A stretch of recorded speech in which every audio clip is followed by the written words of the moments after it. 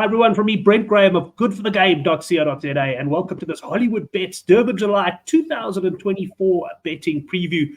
Can't wait to get stuck into this one, and let me introduce you to my guest now, who's at the moment right at the bottom of your screen, but I'll bring him up so you can get a better view of him. It's Jason Dedekind. Jason, welcome back for, I would call it an annual, it's definitely an annual discussion, although we do talk often about the Met and that during the year, but always great to chat to you about the big feature races. Yeah, how's it, Brent? It's always good to be on your show. Yeah, it is an annual affair. At the moment, sitting in Durban, very, very bad winter at the moment. I think it's about 27 degrees already this morning. So, yeah, I'm suffering down here. That's it. And I believe you're going to the July as well. Yeah, I'm going. I'm very blessed to have been invited by Gold Circle to attend the event. So it's going to be our first July since 2017, so 7 years ago. And yeah, it's just been nice to be part of that atmosphere again. You know, hear the roar of the crowd when the horses go down, and obviously, hopefully, in the room where I am, there's a few guys high-fiving each other with some winning bets. Certainly, and then you might actually bump into Chris Sturdy there. He's also going to be at the July. Of course, his wife got a shared royal victory, so yeah, look out for him. No, I will do, and obviously I think Royal Victory, off air I said Royal Victory's got a massive chance. I won't tip it because every time I don't tip it, it wins. So I won't tip it for Chris and his wife. I'm going to do likewise. I mean, my luck at the moment is unbelievable. I've got a guy in the Tour de France who's contending for the green jersey, and he crashed yesterday 100 meters from the line. So this is one of those things. I'll definitely stop short of tipping Royal Victory. But let's get into the July itself. I'm going to bring up Hollywood, obviously the sponsors. I'm bringing up their website here and just having a look at the betting. And maybe what we should do is just run through it from sort of, when I say top to bottom, we don't have to focus too much once we get out of the top few, and you could just cover anything you fancy. But Green with Envy, 9-2 favorite here.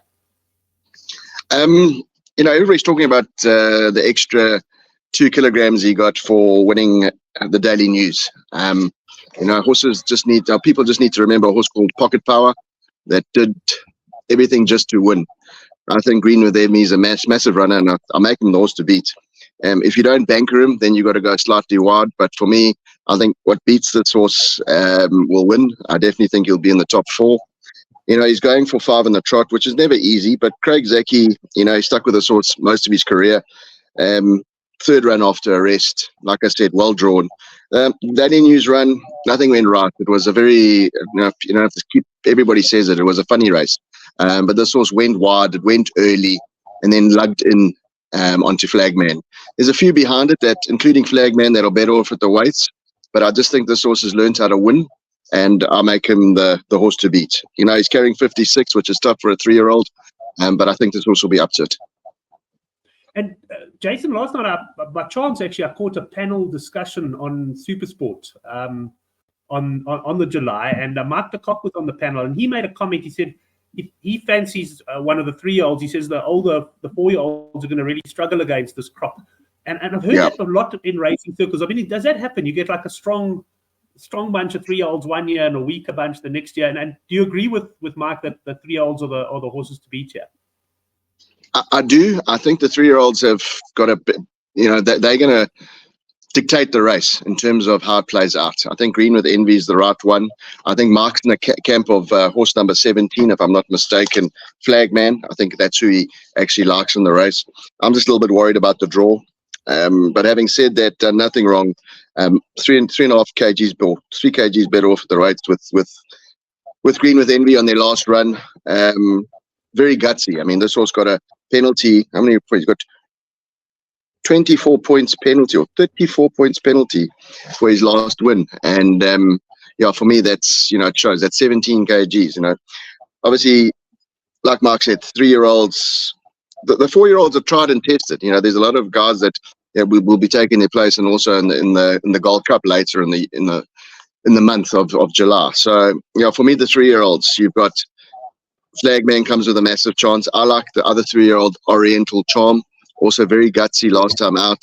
Third run after arrest, drawn 11, not too bad for Brett Crawford, carrying 53. So I think the 3-year-olds. I think Mark's 100% right. The 3-year-olds are the horses to take notes of this year. Having said that, there are a couple of 4-year-olds, and the likes of Royal Victory, Future Swing, obviously for our champion jockey Richard Fourie. Yeah, there's a few out there, but for me, the 3-year-old. So let me just touch on Oriental Charm, my second selection. I think he's about, I don't know, 10 to 8 to 1, somewhere around there in the betting for Hollywood. And yeah, he's come good. He's also, he was started over sprints, and then they moved him up the distances slowly but surely.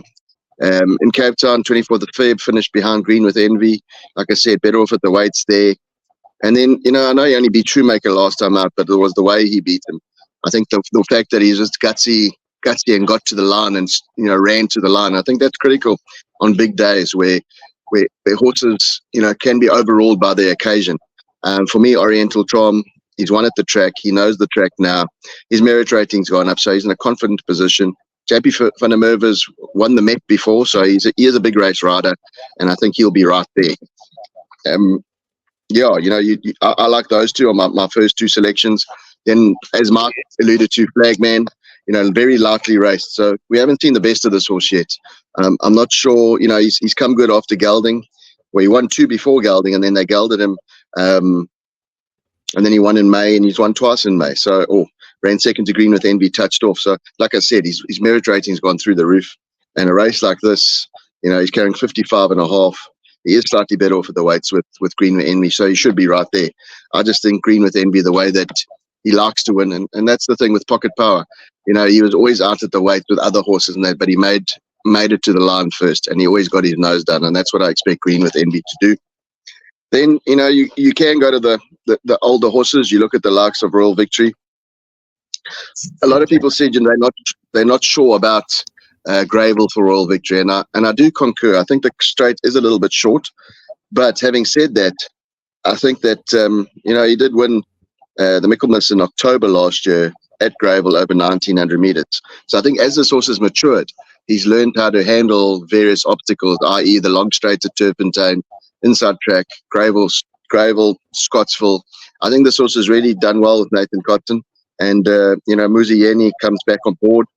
I was there when Muzi won with Dave the King a couple of weeks ago, and everybody was saying, "Hey, Dave the King for the July," and he said, "I'm not getting off Royal Victory. Royal Victory is the horse." Yeah, so there was a lot of confidence from the jock. He really rates this horse, and like we said, for Good for the Game followers and for your loyal supporters, there we'll be shouting it for Chris Sturdy. That's for me the best of the 4-year-olds. If I look through the card, 100%. Pardon? No, sorry, carry on. My Wi-Fi is just a bit crazy. Sorry, man. Carry on, guys. No problem. And then, you've got to respect the 4-horse Future Swing. Richard Free would have had a number of runners here that he could have chosen.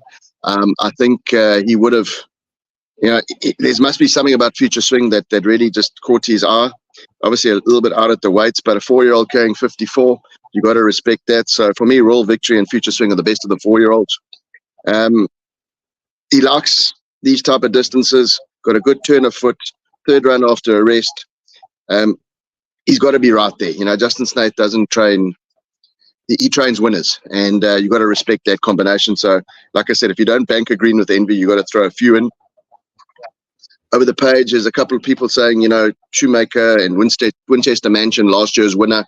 I just think there's other horses around here that have got those two horses sort of number. The other 3-year-old that I like is a horse called Purple Pitcher. It was disappointing last time out when returning from a rest. When returning from a rest. But its gallop up at the Hartfeld last Thursday, for me, was one of the better gallops. I don't know who he galloped against, but he pulverized this horse. And as a 3-year-old carrying 53, and we really rate the 3-year-old crop here. I mean, this horse is run against Give Me Another Chance, Sandringham Summit. So the best of his generation up in Gauteng. So for me, this horse, if he gets a soft lead, drawn 8, top of the straight, kicks, I think this horse can also cause a bit of an upset. Obviously, you've got to respect See It Again, the 4-year-old from Michael Roberts' yard.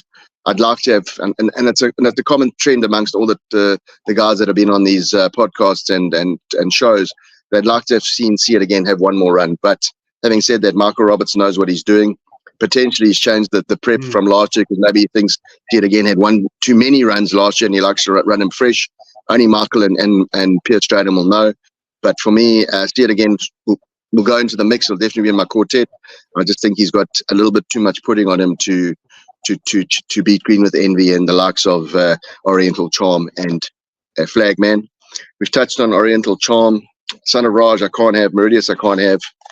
Master Redoute over the page, also a 5-year-old coming in with 54 kgs, quite a big price. This is one of the lurkers that the guys on the forums and the shows have sort of earmarked as a potential big upset horse.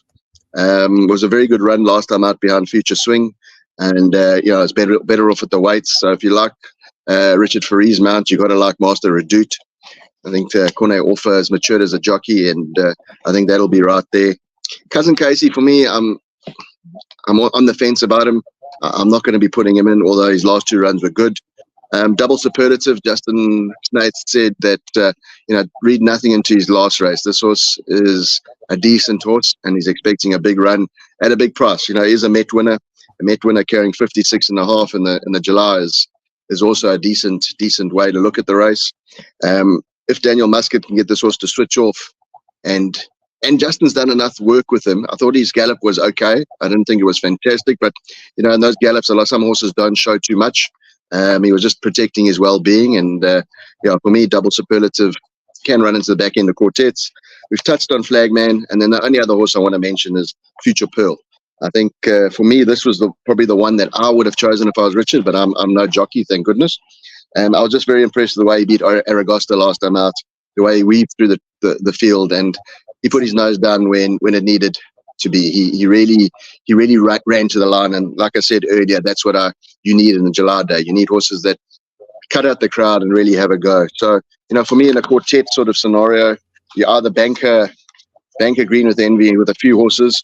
Well, I'm going to go the conservative route. I'm probably going to float 5 Green with Envy and 11 Oriental Charm, and then put in horses 1, 4, 8, 10, 14, 16, 17, 18. I will post it on the group a bit later during the day. It's 200 Rand will get you about 30%. So it's not a expensive quartet, but I do think we can make some money there. But for me, this horse was 3-1 during the week. Was Green with Envy. Some bookmakers are now trading it at 11-2 and 5-1. That's massive value. So for anybody out there that wants to have a bet, I know it's a favourite, but 5-1 favourite, very decent odds. I'd encourage them to have a bet on Green with Envy. Yeah, it's interesting you say that, because the Durban July is, for many people, it's the only horse race they bet on the whole year, and they always have this vision of putting 100 Rand down and getting 5,000 Rand back. And of course, the only way you do that is if you back a 50-1 shot, which doesn't often arrive. But 5-1, I can, as you say, I was quite surprised to see the betting here, because when I saw early in the week, it was quite a short price favourite.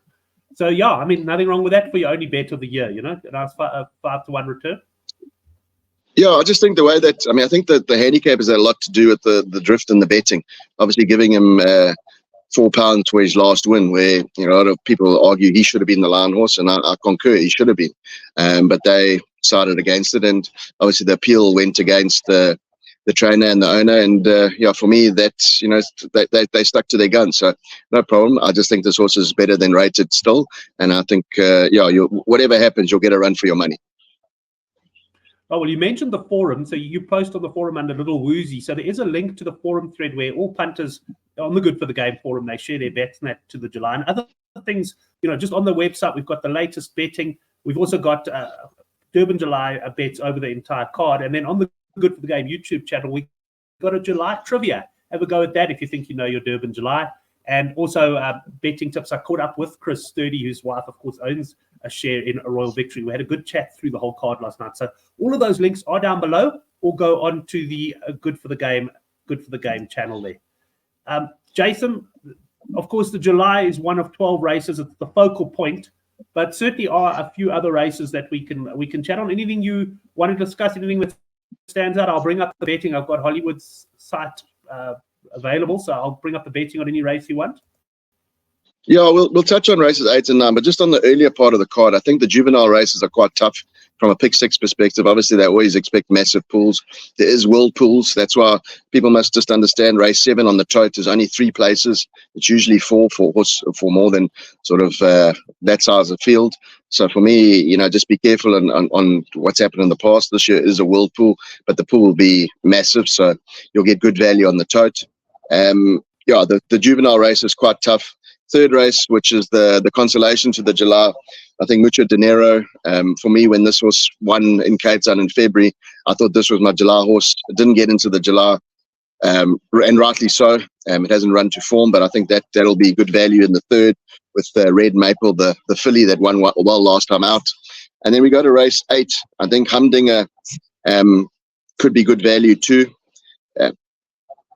1,600 meters, this horse will be racing handy, and I think based on, he's finished second so many times in a row now, he's due a win. So for me, include Humdinger in the Garden Province in all your bets. Obviously, Double Grand Slam will be your favorite, and people will reckon it'll be hard to beat, but if you're going to beat Double Grand Slam, then throw in Silver Sanctuary and Humdinger. And then race 9, I think the value bets on the card for me, I don't know what price it is, I haven't looked at the betting, but I think it's John Finlayson's horse, number 3, Melech. I think for me, this horse likes Gravel, likes the distance, coming back to form. I think for me, that's the value bet on the card, which is race 9, number 3. Yeah, I think that's a decent price. So if guys like, take best bets into value bets, take Green with Envy into that, it's almost a 40-1 double, maybe even more. What's that? 6 times 9, 54, 53-1 double. You wanted your 100 Rand to make you a lot of money. I think that's the type of bet I'll take. And then race 11 and 12, they get out stakes. So once again, I'm not sure on the betting, but race 11, number 1, Captain Pig, I think will be a good value and will be definitely in the finish, drawn well. And then race 12, number 2, Ride On. So those are going to be my sort of value bets. I will post it on the forum. I will type it out. But I think for me, the value bets post the July. I always like having bets post the July. It's weird that way. Race 9, number 3, race 11, number 1, and race 12, number 2. Well, let me give you prices on number 1 in race 11. Captain Peg is currently also 8-1. And what did you say in race 12, number 2? Race 12, number 2, Right On. Right on, that's 7-1. So the three horses you've given us there in races 9, 11, and 12, it's 8-1, 8-1, and 7-1. If you take a nice win treble there, I don't even want to think what that will work out to. A few thousand to 1, no doubt. And I agree with you. It's nice to have some fancies after the July, and also at nice prices. And that's the beauty of July days. You get nice prices in virtually every race. 100%. I think that's what I'll do. I'm going to take the Yankee. I'll take Green with Envy in the 7th, Melech in the 9th, Captain Peg, and then Ride On. I think you get 11 different bets there in a Yankee. Obviously, 11 Rand a bet. So for me, that'll be my bet for post the July. Excellent, man. And I'm also hearing that the pick 6 pool could be something like 20 million. Yeah, that's what they say, and they're normally quite good. Like I said, the pick 6 pool, it's quite tricky with these baby races. It's always tricky on July Day. There's some horses that rise to the occasion and some that don't. I'll be taking a pick 6, but I haven't worked out the permutation just yet. It's tough, but like I said, the main race and I think one other race are part of the world pool, so there's going to be a massive pool. So 20 million for the pick 6. I think the win pool will be more than that in the main race. Wow. Okay, yeah, really, is that because of the world pool? And what's the? I mean, Jason, I was thinking about what is the advantage of the world pool? Obviously, I can see in a pick 6 type scenario, you could have these massive pools, but ultimately in a world pool, you've got more money in the pot. But what does that do? It just makes makes it makes it more difficult for like one big punt to skew the payouts. Yeah, it does, and it just allows, obviously, guys will come in and have a bet, and it doesn't affect the pool too much.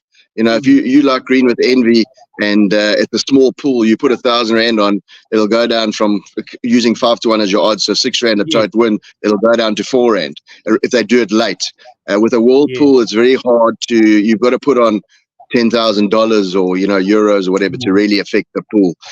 So for me, it's a little bit more stable and gives the punters a little bit more value in terms of the payout. And obviously, it's just fun to see and betting into such a big number.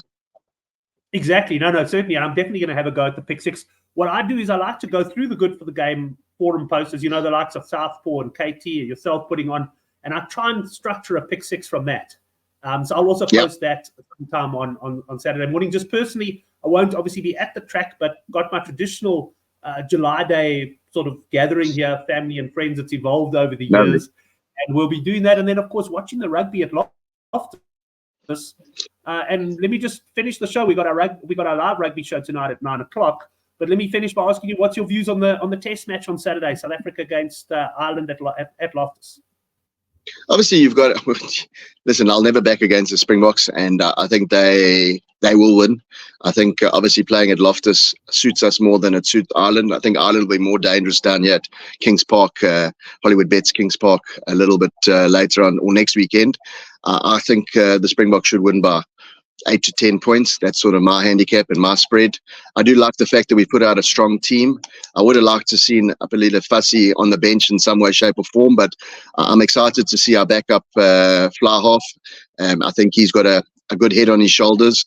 And, the way that the ex-Kiwi Brown has been talking, he's trying to get Pollard to play a little bit more positive rugby. So it'd be interesting to see if we can get more go-forward ball. Obviously, we've always been a defensive team and picked up the scraps and defended well and then capitalized on mistakes. I'm just hoping that we can play a little bit more of a vibrant game and just excite the crowd a little bit more. But the bottom line is a win's a win. You don't win World Cups by playing the most flamboyant rugby. Defense is your key. And if we don't give away too many tries or too many points early on, I think we'll be definitely hard to beat. And I think we'll pull away from them in the second half. Excellent. Love it, Jason. Listen, enjoy the July. It's going to be an experience. I hope to see a photo of you and Chris Sturdy having a beer afterwards. Royal Victory winner's sash over him. And just have a great day and look forward to your comments on the forum. Thanks, Brent, and thanks for the opportunity again. And guys, all the best for Saturday. All the best for every day. There's a lot of diehard punters on your forum. I wish them every success in every bet they have. And let's all win together on Saturday. There's two phrases you mentioned today. I like diehard punters, and the other one where you said it's carrying a bit of pudding or something. What did you say about that? Carrying a bit of pudding. I think you could have been describing me in both of those, unfortunately. But I think it might have been me too. Don't worry too. Lekker, Brent. Cheers, guys. Lekker, man. Great to chat to you. Thanks for joining us and look forward to the July. Thank you, everyone.